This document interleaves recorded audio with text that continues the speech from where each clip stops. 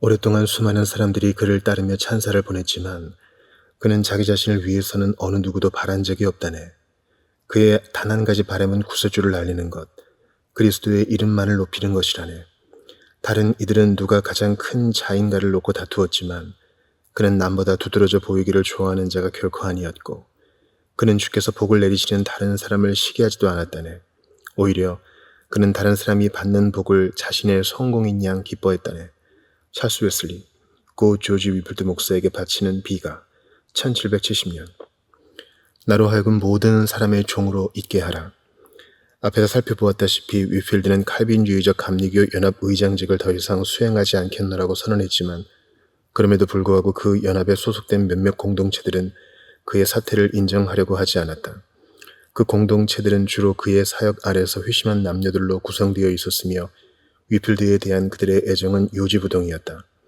따라서 그는 비록 새 공동체들을 결성하지는 않았지만 기존의 공동체들과 그의 사이에는 사랑 넘치는 교류가 계속 유지되었다. 하지만 그는 한 운동으로서의 그들을 직접 지도하지는 않았으며 그들의 일은 그들 스스로 알아서 하게 했다. 그렇지만 자신의 일을 계속해 나가는 중에 위필드는 모든 교파들의 복음주의적 노력에 조력을 아끼지 않았다. 기본적으로 그는 여전히 영국 국교회에 대한 충성심을 유지하고 있었다. 내가 주장하는 원리들은 어느 모로 보나 영국 국교회의 신앙 개조에 합치된다고 그는 주장했다.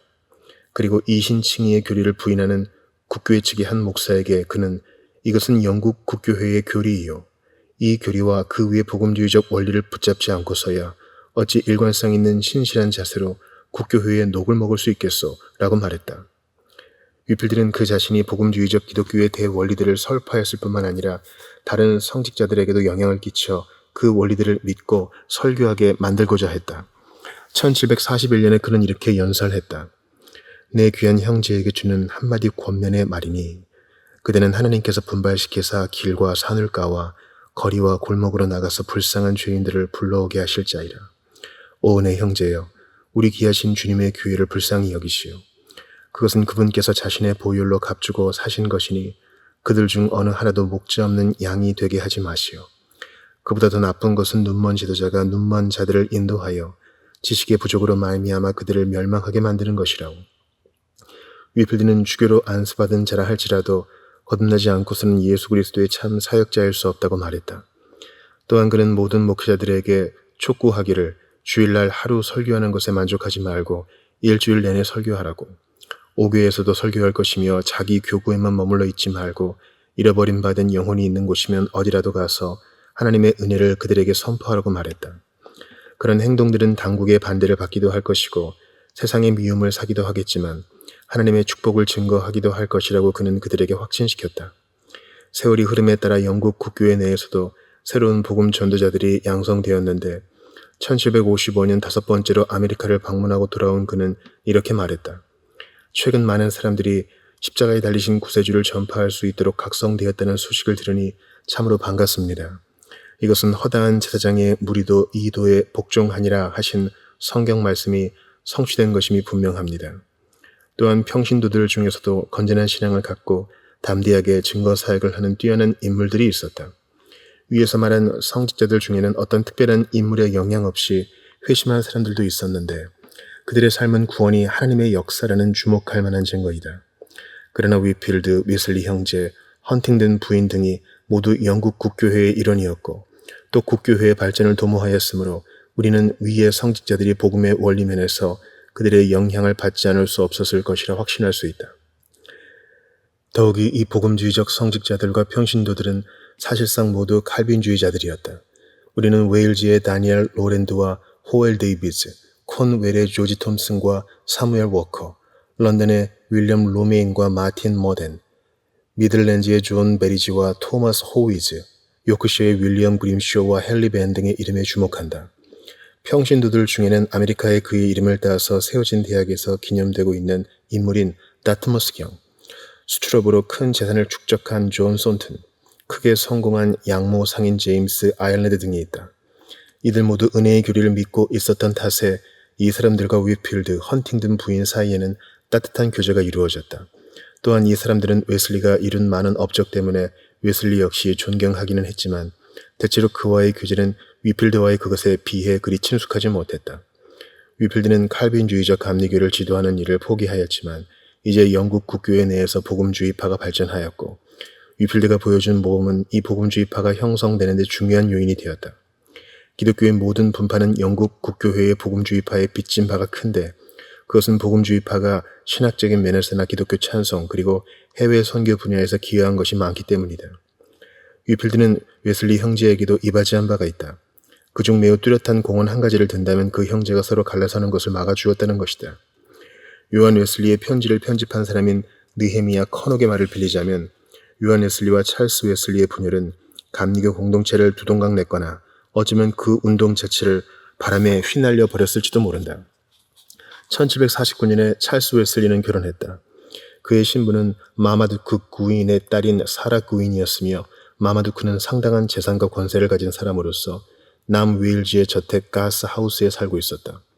그는 호엘 해리스의 영향으로 회심했으며 해리스와의 친분 덕택에 웨슬리 형제를 알게 되었다.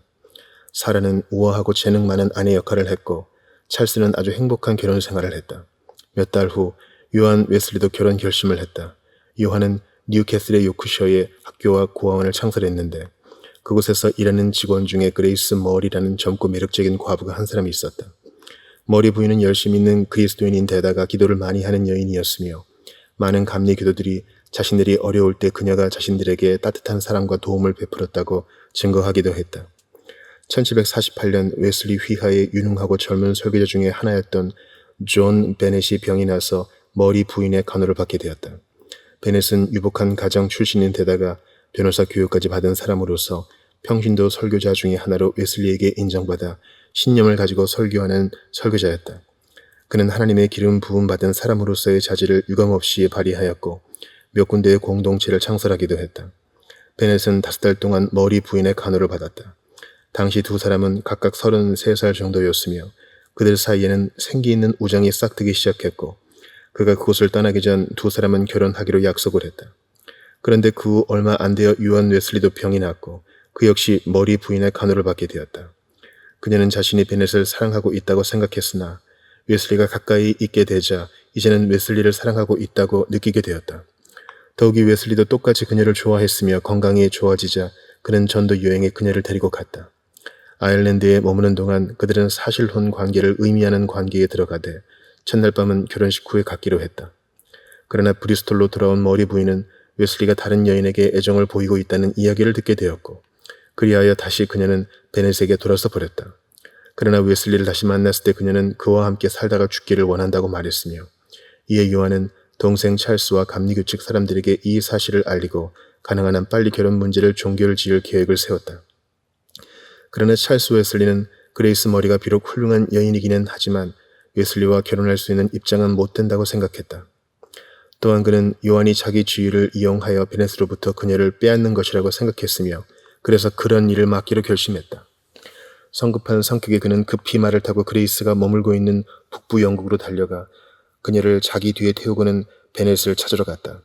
그리고 찰스는 다음날 아침 두 사람이 결혼하는 광경을 지켜보았다. 요한은 얼마 후 리즈에 도착했으나 자기 생애의 유일한 참사랑이 되었을 그레이스 머리를 잃은 것을 알았으며 그 때문에 크게 상심했다. 그때 일을 그는 이렇게 말했다. 위필드 씨는 나를 위해 울면서 기도해 주었다. 그는 나를 위로해 주려고 안간힘을 썼으나 모두 소용없었다. 내 동생이 왔다. 나는 분노를 느끼지는 않았으나 그를 만나고 싶은 마음도 없었다. 그러나 위필드 씨는 그를 만나보라고 했다. 몇 마디가 오고 간 후에 찰스는 나는 형과는 모든 관계를 끊겠으나 이방인과 세리와는 관계를 가지겠다고 말했다. 가엾은 위필드 씨와 존 넬슨, 웨슬리 휘하의 설교자 중에 한 사람은 울음을 터뜨렸다. 그들은 격정이 가라앉을 때까지 기도하고 울고 탄원했다. 마침내 찰스 웨슬리의 극심한 적대감은 극복되었고 그 두 형제의 결별은 방지되었다. 웨슬리의 감리교는 치명적인 분열일 수도 있는 일을 면케 되었고 커녹이 말한 것처럼 그것은 위필드와 넬슨의 재치와 온유함 덕분이었다. 또한 위필드는 웨슬리 형제를 위해 그들의 공동체 몇 곳에서 설교를 하기도 했다. 뉴캐슬에 있는 그들의 홀에서 설교를 했을 때 요한은 나는 하나님께서 위필드 씨를 적시에 이곳으로 보내주신 데 대해 아주 만족한다. 전에는 하나님을 한번 생각해 본 적도 없던 자들이 지금도 그에게서 받은 인상을 간직하고 있다고 말했다. 그리고 위필드가 리즈에 있는 자신들의 공동체에서 며칠간 봉사했을 때 찰스는 이렇게 말했다. 위필드 씨가 이곳에서 설교한 이래 문은 항상 열려진 채로 있다. 그리고 처음에 우리를 반대했던 사람들의 편견도 많이 사라졌다. 그들 중에는 위필드의 설교를 듣고 죄를 자각하여 회심하고 교회에 나오는 사람들도 있다. 런던의 파운드리에서 처음 설교했을 때에 대해 위필드는 이렇게 말했다. 나는 매우 많은 청중들에게 설교했고 그들은 모두 은혜를 받았다. 웨슬리 씨가 기도문을 읽었다. 주일날에는 내가 기도문을 읽고 그가 설교했다. 약 1200명의 사람들에게 성찬을 베풀었다. 아일랜드에 있는 웨슬리의 교인들은 엄청난 폭력 때문에 고통을 당하고 있었는데 위필드는 귀족들과의 교분을 이용하여 왕에게 이 일을 고하게 함으로써 그들을 그 고통에서 구하고자 하였다. 그는 또한 아일랜드에 직접 찾아가기까지 했는데 1751년에 방문. 그가 도착했을 때 웨슬리의 사역은 고투 중에 있었지만 그가 떠날 때쯤에는 훨씬 생기를 되찾은 상태가 되었다. 웨슬리의 가르침을 신봉하고 있던 한 사람은 위필드의 설교를 듣고 이렇게 말했다. 위필드 씨가 온 이후 우리는 얼마나 복된 시간을 가졌는지 모른다. 수천 명의 사람들이 줄곧 말씀을 들으러 모였다. 마음의 거룩함을 그보다 더 분명한 태도로 설교하는 사람을 이제껏 나는 본 적이 없다. 그는 우리를 위해 그리고 우리 안에 계신 그리스도를 힘차게 설교했다. 나는 그에 관해 낯선 개념을 가졌었음을 고백한다. 그러나 하나님께 찬양을. 지금 나는 그렇지 않다. 1753년 런던에 있던 요한 웨슬리는 병이 났다. 그는 중증의 폐병을 앓고 있는 것으로 판명되었는데 병세는 그가 자기 묘비명을 써둘 정도로 심각했다. 찰스는 그와 함께 있기 위해 서둘러 런던으로 갔다. 위필드 역시 즉시 런던으로 출발하는 한편 요한에게 편지를 써보내기도 했는데 그의 이 편지는 요한에 대한 깊은 애정을 잘 드러내 보여준다. 휘황찬란한 보좌가 당신을 기다리고 있으며 머지않아 당신은 주님의 기쁨 안으로 들어가게 될 것입니다. 사람들이 기도로써 당신을 붙든다면 존경하고 친애하는 웨슬리 목사님, 당신도 아직은 우리를 떠나지 못할 것입니다. 그러나 당신이 지금 예수 안에 잠들어야 한다면 승리하는 사랑을 껴안고 잠드시기를, 그리스도의 영존하시는 팔이 당신을 안으시기를, 결코 부족함이 없는 그분의 자비에 당신을 맡깁니다. 그러나 요한은 그 병에서 회복되었고 그 후로도 거의 40년이나 주님을 위해 더 수고하게 된다. 1756년에 찰스 웨슬리는 말했다. 위대하고 선한 위필드 씨가 우리들의 공동체에서 이룬 일들에 대해 들으니 참으로 기쁘다. 그는 우리의 손을 강하게 만들기 위해 최선을 다했으며 그 풍성한 사랑의 수고로 인해 모든 교회들의 감사를 받을 만하다. 위필드는 이렇게 모든 사람의 종으로서 한 해 또 한 해를 보냈다. 1770년 그가 세상을 떠나자 웨슬리의 매우 유능한 설교자 중에 한 사람이었던 토마스 올리버스는 이렇게 말했다. 생전에 위필드 씨는 웨슬리의 공동체의 교회당에서 설교를 하고 그들의 식탁에 앉아 함께 식사하고 그들의 침대에 누워 함께 잠으로써 그리고 가장 친절한 태도로 아침 일찍부터 밤늦게까지 그들과 함께 대화를 나눔으로써 그들에 대한 사랑을 확증하기를 좋아했다. 웨슬리의 강단에서 설교할 때 그가 큰 존경을 나타내는 표현을 얼마나 자주 썼는지 많은 사람이 말할 수 있을 정도이다. 그는 기회 있을 때마다 기꺼이 우리의 회의에 참석했다. 그는 겸손하지 않으면 할 수 없는 말들을 자주 우리를 대신하여 하곤 했다. 어느 해인가 영국에 머무는 동안 위필드는 스코틀랜드를 방문했는데 말년이어서 몸이 매우 허약한 상태에 있던 그는 그럼에도 불구하고 설교를 강행함으로써 그 땅의 복음주의자들에게 도움을 주었다. 그러나 그는 1757년에 스코틀랜드에서 아일랜드로 갔다. 더블린에서 수많은 군중들이 그의 설교를 들었다. 그러나 오래지 않아 다음과 같은 일이 생겼다. 주일 오후 오몬과 리버티의 소년들이 자주 모여 싸움을 벌이곤 하는 곳인 옥스맨 타운 잔디밭에서 설교를 한 후 그는 간신히 그곳을 빠져나와 목숨을 구했다. 설교 시간과 기도 시간에 돌 몇 개가 그를 향해 날아왔지만 그를 다치게 하지는 않았다. 일정을 마친 그는 왔던 길을 통해 집으로 돌아갈 생각이었으나 그 길에 접근할 수가 없어 수백 명의 가톨릭 교도들을 뚫고 거의 1km 이상을 걸어서 가야 했다. 그와 함께 온 병사 한 명과 설교자 4사람이 모두 도망가 버려 아무도 그를 수행하는 사람이 없다는 것을 알게 된 그들은 사방에서 일제히 그를 향해 돌을 던지기 시작했으며 이로 인해 그는 앞뒤로 비틀거리다가 거의 호흡이 멎을 정도가 되었으며 그의 주변에는 유혈이 낭자하게 흘렀다. 천신만고 끝에 그는 한 설교자의 집문 앞까지 기어갈 수 있었으며 친절하게도 그 문은 그를 위해 열려주었다. 한동안 그는 아무 말도 못하고 숨을 헐떡이고만 있었다. 그의 친구들은 소리내어 울면서 그에게 강심제를 주고 상처를 씻어주기도 했으나 그 집이 습격을 받을까 두려워했다. 그는 가까스로 마차 한 대를 구할 수가 있었고 그 마차는 폭도들의 욕설과 저주와 협박이 난무하는 가운데 그를 숙소까지 무사히 실어다 주었다. 숙소에 도착한 그는 친구들과 더불어 감사의 찬송을 불렀다. 다음날 아침 그는 알링턴 향을 향해 출발하면서 나를 핍박하던 자들을 그분의 자비에 맡긴다. 종종 핍박자들을 설교자로 만드시곤 하는 그분께 맡긴다. 나는 그렇게 하여 내가 그들에게 당한 부당행위가 설욕되기를 하나님께 기도한다고 말했다. 그는 아일랜드에 3주간 더 머물면서 어디를 가나 영광스러운 임마누엘께서 내가 하는 일 위에 미소를 보내셨다고 말했으며 이러한 노력들로 그는 웨슬리 형제의 사역을 크게 도왔다. 앞에서 살펴보았다시피 아메리카에서 사역할 때도 위필드는 매 주일 아침마다 영국 국교회 예배에 참석하려고 노력했다.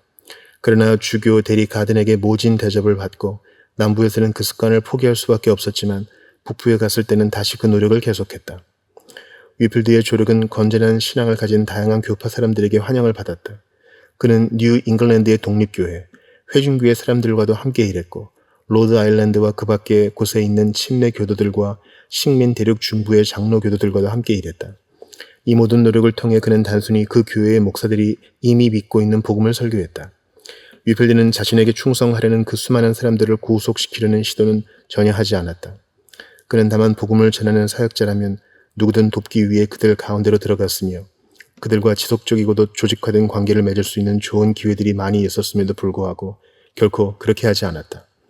아메리카를 몇 차례 방문하는 중에도 그는 그러한 태도를 견지하였다. 그럼에도 불구하고 말년에 이르러 그는 자신의 사역에 감화를 받았으면서도 현재 어떤 교회와도 연관을 맺고 있지 않은 사람들이 많다는 것을 알게 되었다. 그 사람들 중에는 모든 종교 조직이 밀집해 있는 곳에서 멀리 떨어진 신개발 지역 사람들이 많았는데 요한 웨슬리에게 보내는 한 편지에서 그는 이 현상을 두고 이렇게 말했다. 아시다시피 복음은 새로 사역을 시작할 곳이 없을 정도로 널리 퍼져 있습니다. 그런데 여기 100여 명의 순회 전도자들이 활동할 수 있을 만한 여지가 있습니다. 주 예수여 당신께서 보내실 자를 보내소서. 위필드가 마지막으로 대서양을 횡단하는 항해를 하고 있을 때 웨슬리가 최초로 파견한 2명의 해외 순회 선교자인 리차드 보드맨과 조셉 필무어도 웨슬리의 감리교 공동체를 세우기 위해 그 바다 위를 여행하고 있었으니 그들은 후에 그 광활한 신세기에 수없이 많이 모여들게 될 순회 전도자들의 효시였다.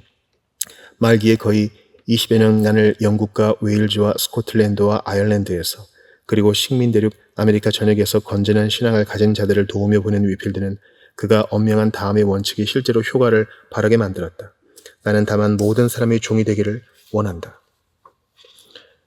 천성과 은혜로 형성되는 우정을 위하여 그의 마음은 진실로 온유로 이루어졌다네. 간계에 낯설고 속일 줄 모르며 화를 내거나 악의를 품거나 복수할 줄도 모르는 그는 이 땅에서 남에게 베푸는 삶을 살았고 오직 남을 섬기는 정신으로 살았다네.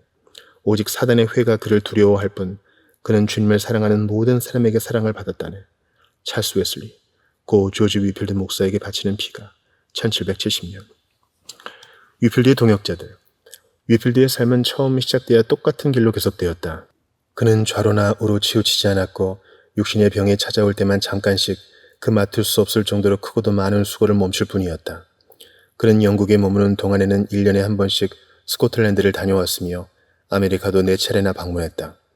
우리는 이 모든 활동들을 개별적으로 살펴보는 것이 아니라 그가 관련되었던 몇몇 인물들의 삶을 살펴봄으로써 위필드의 인생 여정에 대해 알아보고자 한다.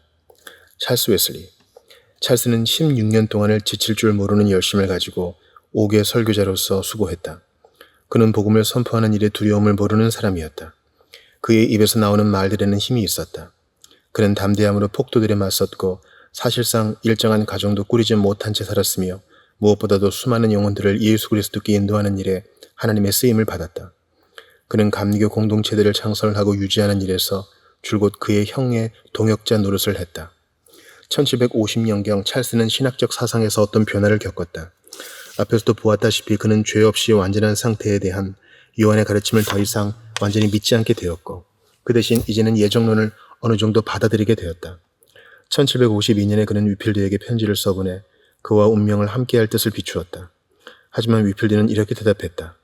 당신과 당신의 형 사이의 관계는 너무도 밀접하고 또 형의 유익을 위해 당신은 반드시 그와 붙어 있어야 하므로 나는 당신들을 서로 갈라놓을지도 모르는 말이나 행동 따위는 하지 않겠습니다. 3년 후 찰스는 위필드에게 한 서신을 보냈는데 여기서 그는 자신들 사이에 더 이상 아무런 장벽도 없다고 선언했다. 시의 형식을 빌린 그의 이 선언은 이렇게 말한다. 오라 나의 위필드여. 싸움은 지나가고 처음에 친구였던 자들이 마침내 다시 친구가 되었으니 찰스는 능력 있는 복음 전도자인 동시에 힘 있는 시인이기도 했으며 오늘날 그는 시인으로 더 잘 기억되고 있다. 그는 9천여 편 정도의 시를 썼으며 그 시의 대부분은 찬송가로서 그는 영국의 가장 위대한 찬송가 작사가임에 틀림없다. 위필드가 세상을 떠나자 찰스는 펜을 들어 위필드의 일생을 기리는 비가를 썼는데 536행에 달하는 이 시의 몇몇 부분이 이 책에 인용되어 있다. 존 캐닉. 위필드가 세 번째로 아메리카에 갈 때 존 캐닉을 자신의 공동체들과 장막 1을 관장하는 감독으로 세웠음을 우리는 앞에서 보았다. 캐닉은 참으로 경건한 사람이었고 매우 유능한 설교자였으나 그의 업무에 관해 발생하는 모든 문제들을 다 처리하기에는 너무도 유약한 사람임이 입증되었다. 그는 강력한 동료들의 필요성을 느꼈으며 모라비아 교도들을 사랑했기에 그들의 운동 쪽으로 가버렸다. 그는 모라비아교 선교사가 되어 아일랜드에 파송됐다. 더블린에 빈 교회를 세낸 그는 다음과 같은 활동을 펼쳤다. 매일 2번씩 설교했으며 사람이 너무 많은 탓에 그의 설교를 듣고자 하는 자는 2-3시간 전부터 미리 와 있어야 했다. 설교 시간에는 묘지와 그 주변 사람들도 들을 수 있도록 창문을 모두 열어놓았으나 그래도 많은 사람들이 그의 설교를 듣지 못해 실망한 채 발걸음을 돌려야 했다. 7 내지 8명의 사제들도 종종 그의 설교를 들으러 함께 왔고 국교회 측의 목사들도 많이 왔다. 캐닉의 설교 때 모이는 회중 가운데는 유능하고 젊은 설교자 벤자민 라트로브, 같은 이름을 가진 그의 아들은 1819년 워싱턴시의 국회의사당 건물을 재건할 당시의 최고 건축가였다. 벤자민 라트로브도 있었다.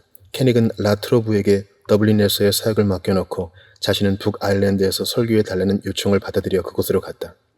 그는 외양간과 가정집과 들판에서 집회를 열었으며 그렇게 수개월을 다니는 동안 건달들에게 얻어맞고 개들에게 쫓기고 폭도들의 공격을 받으며 체포되어 벌금을 물기도 했다.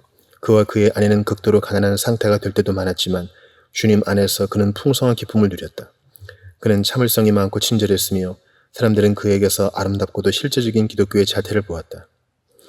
그는 모든 계층과 모든 교파 사람들에게 사랑을 받았다. 머니모어에서는 장로 교도들이 자신들의 목사가 되어줄 것을 그에게 요청했다. 벨리네이혼에서는 로마 가톨릭 교도들이 그가 그곳에 정착해주기만 하면 다시는 미사에 가지 않겠다고 말하기도 했다. 뉴 밀즈 사람들은 자신들의 오두막집에서 몰려나와 그의 길을 가로막고 그에게 우유를 권했고 그를 에워싸고는 설교 계획 때문에 이곳에서 쉬어가실 수 없다면 잠깐 저희 집에 들어와 기도라도 해주십시오라고 말했다. 그는 여관 주인들이 무료로 숙식을 제공해 줄 정도로 사랑을 받았다. 벨린더리의 교구 사진은 캐닉의 여행에 동행할 수 있는 특권을 누리고 싶다고 말했다. 실은 캐닉이 거절하는 돈은 받아 챙기고 캐닉이 거절하는 술 따위를 대신 마시고자 했던 것이다. 7년 동안 캐닉은 40여 개의 공동체를 세웠고 거의 10곳 정도의 교회를 세웠다. 우리는 캐닉이 자신과 약간 차이를 느끼고 있는 듯한 한 동료 목사에게 보낸 편지에서 그의 정신의 일면을 볼 수 있다. 내 마음은 당신의 마음과 같고 예수님은 여전히 우리 사이에 신실한 증인이 되셔서 우리가 나누는 사랑과 교제의 그분의 이름을 위해 살며 행동하는 것 외에 다른 아무 목적도 없다는 것을 증거하실 것입니다. 그분은 우리 인생의 하나님이시고 우리를 세상에서 구원하신 천사이시며 그분의 임재는 영원히 우리의 가장 귀중한 부하가 될 것입니다. 그분께서 당신에게 비추시는 최고의 축복이 당신을 평강과 참된 가난 가운데 지키실 것입니다. 그리고 당신의 모든 수고 가운데서 그분의 귀는 항상 열려 있어 당신의 한숨 소리를 들으실 것이며 내가 천국에서 당신을 만나 입맞춤할 때까지 그분의 손이 당신을 인도하실 것입니다. 캐닉은 시인으로서의 은사를 받은 사람이기도 했다. 식전 감사기도 우리 식탁에 임하소서 주여와 예수여 내 모든 것은 천국에 천상의 왕의 자녀들 그대는 귀하신 구속자 죽어가는 어린 양 등의 찬송이 바로 그가 작사한 것이며 그 외에도 그는 많은 찬송 시대를 남겼다. 보라 그가 구름을 타고 내려오신다도 가사의 대부분을 그가 지은 것이다. 그는 36세 나이로 세상을 떠났는데 그때 그의 주머니 속에서 고별이라는 시가 한 편 발견되었다. 이 시에는 하나님의 뜻에 조용히 복종하는 아름다운 정신이 호흡하고 있으며 아무 의심 없이 천국을 확신하는 믿음, 그곳에 가고자 하는 깊은 열망들이 나타나 있다. 만일 그가 세상에 좀 더 널리 알려졌더라면 그리스도인들의 영적 복락에 크게 기여했을 것이다. 호엘 해리스. 해리스는 1735년 자기가 회심하던 바로 그 주부터 설교를 시작하여 하루도 거르는 일 없이 때로는 하루에 2-3번씩 그것도 1시간 이상 계속되는 긴 설교를 계속해왔다. 수년 동안 그는 시장에서 항구에서 설교하고 야외에서 많은 무리들에게 복음을 선포하며 공동체들을 찾아다니면서 활동을 계속해왔다. 그리고 런던에서 위필드의 사역을 총감독하면서 몇 달씩 머무르기도 했다. 그는 일정한 수입도 없이 먹을 것도 제대로 먹지 못하면서 다녔지만 어쩌다 돈이 생기면 어김없이 가난한 사람들에게 상당 액수를 나눠주곤 했다. 그의 열심은 정말 놀라웠다. 예를 들어 그는 이런 말을 했다. 설교하러 장막에 갔다.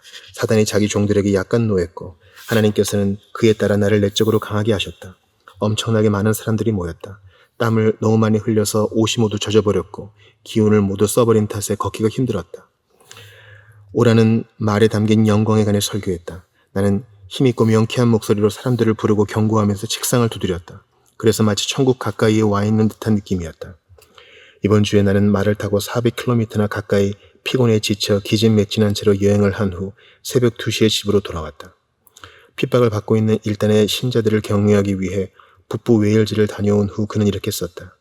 나는 지금 일주일 동안 13개 주를 방문하면서 거의 240km를 다녔고 매일 2번씩 설교했으며 때로는 하루에 서너 번씩 설교했다. 그리고 이 마지막 여행 때 나는 7일 밤낮을 옷을 벗지 못한 때도 있었고 아침부터 그 다음날 아침까지 산속에서 고생한 때도 있었다. 핍박을 피하기 위해서는 그렇게 할 수밖에 없었다. 게다가 북부 웨일즈에 머물면서 발라 마을에서 야외 집회를 갖는 동안 해리스는 폭도들에 의해 무언가로 머리를 맞았는데 그 충격은 내 머리를 둘로 갈아넣을 수 있을 만한 것이었다고 했다. 제 아무리 건강한 사람이라 할지라도 해리스가 감당해야 했던 그런 수고 앞에서는 병이 나고 말았을 것이다. 그리고 머리를 다친 일 때문에 그의 일정에는 변화가 생겼던 것 같다. 이 사고로 말미암아 최소한 그는 끊임없는 사역의 책임을 어느 정도 벗어놓은 홀가분한 상태가 되었고 그가 그렇게 마음의 짐을 어느 정도 벗어놓았다는 것은 시드니 그리피스 부인에게 마음을 빼앗기기 시작했다는 사실에서 분명하게 드러났다. 1748년 그리피스 부인은 술주정뱅이 시골 유지였던 남편을 떠나 해리스에 의해 그의 아내의 동의를 얻어 그의 집으로 이끌려갔다. 그녀는 인격적인 힘과 매력적인 용모를 갖춘 29살의 여인이었는데 해리스는 그녀에게 사도와 같은 예언의 은사가 있다고 믿었다. 그는 자신의 전도 여행에 그녀를 데리고 다니면서 웨일즈 지역의 영적 지도자들에 대한 그녀의 판단을 전적으로 수용하였다. 그리스도인들은 그의 이러한 처신에 크게 놀랐으며 많은 사람들이 해리스와의 협력을 중지했다. 게다가 그가 곧 런던으로 가자 그리피스 부인도 그를 쫓아갔다. 그는 장막에서 설교하게 될 것을 기대하고 위필드에게 갔다. 물론 위필드는 그를 거부했다. 해리스는 위필드가 이때 그리피스 부인이 나와 함께 있는 것은 하나님의 말씀에 어긋나므로 찬성하지 않는 바라고 하면서 매우 엄숙한 태도로 내게 이야기했다고 말한다. 그러나 그리피스 부인은 그 후 얼마 되지 않아 세상을 떠났다. 해리스는 웨일즈의 트레베카에 있는 그의 집에 정착했다. 그의 추종자들 몇 사람이 그와 가까이 있기 위해 역시 그곳으로 왔으며 그는 자신의 집을 계속 넓혀 그의 집은 마침내 일종의 마을 회관 같은 곳이 되었다. 그러나 그는 자주 심하게 앓았고 그의 마음 역시 자주 균형을 잃는 것 같았다. 몇 년 후 어느 정도 그런 상태에서 벗어나게 되자 그는 위필드와 웨슬리 형제를 찾아 나섰고 그들은 그를 영접했다. 그는 다시 설교를 시작했으나 과거와 같은 힘과 열심은 결코 다시 얻지 못했다. 주님을 섬기려는 일념으로 지나칠 정도로 일했던 신실한 사람 호엘 힐스에게 우리는 동정을 느끼지 않을 수 없다. 벤자민 프랭클린은 가장 통찰력 있는 사람들 중에 하나였다. 위필드가 처음 필라델피아에 갔을 때 프랭클린이 특별히 그를 주시했고 그의 사역의 결과를 보도했으며 그의 목소리를 약 3만여 사람들이 들을 수 있다고 계산하면서 그의 웅변력에 찬사를 보냈던 것을 우리는 앞에서 보았다. 그 다음에 아메리카를 방문했을 때 위필드는 건강이 좋지 않았는데 얼마 후 그가 좀 나아졌다는 소식을 들은 프랭클린은 위필드 씨가 건강을 회복했다는 소식을 들으니 반갑다. 그는 좋은 사람이고 나는 그를 사랑한다고 썼다. 얼마 후 위필드는 영국에서 제임스 2세파의 반란이 진압된 데 대한 기쁨을 표현하는 설교를 했는데 이에 대해 프랭클린은 그가 우리에게 행한 설교 중에서 그보다 더 전반적인 만족을 주는 설교는 없다. 그리고 설교자 자신도 건전하고 열심 있는 신교도요. 훌륭하고 명인다운 웅변가라는 사실을 증명함으로써 어느 때보다도 더 많은 찬사를 받았다고 말했다. 언젠가 위필드가 필라델피아를 떠날 때 프랭클린이 위필드 씨는 결코 우리들 모든 계층의 사람들에게 보편적으로 존경받지도 못했고 어딘가로 떠날 때 행복한 여행을 하고 안전하게 돌아오기를 많은 사람들이 간절히 원하는 가운데 떠나는 적도 결코 없다고 말했던 것을 우리는 앞에서 보았다.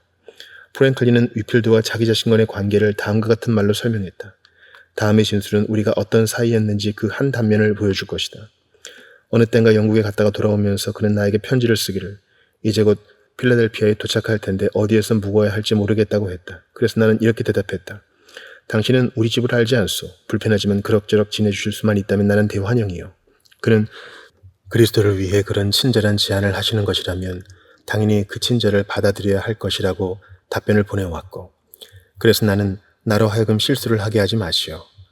이것은 그리스도를 위해서가 아니라 당신을 위해서요 라고 회신을 보냈다. 프랭클린이 보낸 편지들로 볼 때 우리는 그의 장모인 리드 부인이 고아원에 정기적으로 기부금을 내는 사람이었음을 알 수 있으며, 한 번은 그의 처제가 프랭클린에게서 온 편지에 쓰여있는 위필드의 활동에 관한 이야기를 친구들에게 읽어줌으로써 그 친구들을 즐겁게 해주었음도 알게 된다. 위필드가 영국의 귀족들에게 정기적으로 설교를 하고 있다는 것을 알게 된 프랭클린은 그에게 이런 편지를 써보낸다. 높은 사람들에게 설교할 기회가 자주 있다는 소식을 들으니 반갑습니다. 그들에게 당신이 훌륭하고 모범적인 삶의 모습을 보여줄 수 있다면 그들보다 지위가 낮은 사람들의 생활 태도에도 놀라운 변화가 일어날 것입니다. 그리고 그는 다음과 같은 말로 편지를 끝맺었다. 내 아내와 우리 가족은 당신과 또 훌륭한 위필드 부인께 충심으로부터 안부를 전하는 바입니다. 존경하는 위필드 선생, 나는 당신의 매우 애정 깊은 친구라오. 1740년에 프랭클린은 필라델피아에 학술원을 하나 세울 생각을 했으며 위필드의 설교 장소로 세워진 강당을 그 학술원의 본부로 사용하고자 했다. 그는 그 학술원의 커리큘럼과 조직에 관해 자문을 구하기 위해 위필드에게 편지를 써보냈는데 위필드는 이렇게 답장을 보내왔다.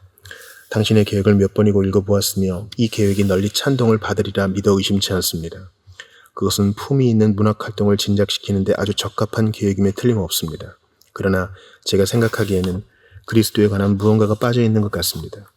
위필드는 계속하여 말하기를 기독교가 예술과 과학의 토대가 되어야 한다고 하면서 적합한 교사들이 필요하다고 조언하는 한편 이 계획 전반에 진심으로 동의한다는 뜻을 표했다. 그 다음에 프랭클린에게서 온 편지를 보면 그들 두 사람이 새롭고도 역사적인 과업에 서로 마음을 합하였음을 알 수 있다. 때때로 나는 왕께서 오하이오의 식민지를 개척하는 일에 당신과 나를 연합으로 종사시키셨으면 하는 생각을 합니다. 그 아름다운 주에 신앙심 깊고 근면한 사람들로 이루어진 크고도 강력한 공동체를 세울 수 있다면 얼마나 영광스러운 일이겠습니까? 우리가 그런 식민지 사업을 통해 우리의 인디언 무역업자들에게서 흔히 볼 수 있는 것보다 더 훌륭한 그리스도인의 본을 보여줄 수 있다면 이 교도들에게 순전한 신앙을 소개해 주기가 더욱 쉬워지지 않겠습니까? 그런 일이라면 나는 여생을 기꺼이 바칠 수 있을 것입니다. 그리고 나는 하나님께서 우리에게 성공의 축복을 내리실 것이라 굳게 믿습니다. 이 편지를 볼 때 프랭클린은 흔히 알려져 있는 것처럼 늘 불가지론자이지만은 않았음이 분명하다. 1776년에 프랭클린은 영국에 있었으며 아메리카의 식민주들을 위해 인지조례를 격렬하게 반대하는 운동을 벌였다. 프랭클린은 이 일에 관해 하원에서 신문을 받았는데 그때 그 자리에 있던 위필드는 그때 일을 이렇게 말한다. 프랭클린 박사는 하원의 증언석에서 보여준 태도로 인해 불멸의 영광을 얻었다. 그는 조금도 위축됨이 없이 당당하게 서서 친구들에게는 즐거움을, 그의 조국에는 영예를 주었다. 그러나 어떤 아메리카인들은 프랭클린이 조국을 배반했다고 잘못 알고 있었으므로 프랭클린의 친구 몇 명은 하원에서의 그의 발언을 출판할 계획을 세웠다. 펜실베니아의 뛰어난 변호사 조셉 갤로웨이는 프랭클린의 아들에게 보내는 편지에서 프랭클린을 옹호하는 사람들 중에 위필드의 이름도 포함되어야 한다고 말하면서 그렇게 하면 인지조례에 관한 프랭클린 씨의 행동에 관해 나돌고 있는 악의에 찬 거짓말들을 효과적으로 근절시킬 수 있을 것입니다. 누가 감히 위필드 씨의 권위를 부인하려 하겠습니까? 교회가요? 장로교인들이요? 라고 주장했다. 1770년 위필드가 세상을 떠나자 프랭클린은 나는 30년 이상 그와 가까이 지냈다. 선한 일을 실행할 때의 그의 성실성과 사욕 없는 태도, 그리고 지칠 줄 모르는 열심을 나는 그 아닌 다른 사람에게서는 본 적이 없으며 어느 누구도 그의 그런 덕성을 증가하지는 못할 것이다 라고 말했다. 논의에 들어 프랭클린은 위필드와의 관계를 설명하는 글을 하나 썼다. 그러나 이때 그는 행동 기준에 어느 정도 변화가 있었던 데다가 또 자기 양심을 무마하려는 수단으로 한때 그가 찬양에 맞지 않던 그 친구의 훌륭한 설교에 비판을 가했다. 게다가 그는 이런 말도 했다. 위필드 씨는 나의 회심을 위해 기도하곤 했는데 자신의 기도가 하나님의 귀에 들렸다는 만족감은 결코 느끼지 못했다. 어쩌면 여기에 그의 마음이 변한 이유가 있는지도 모른다.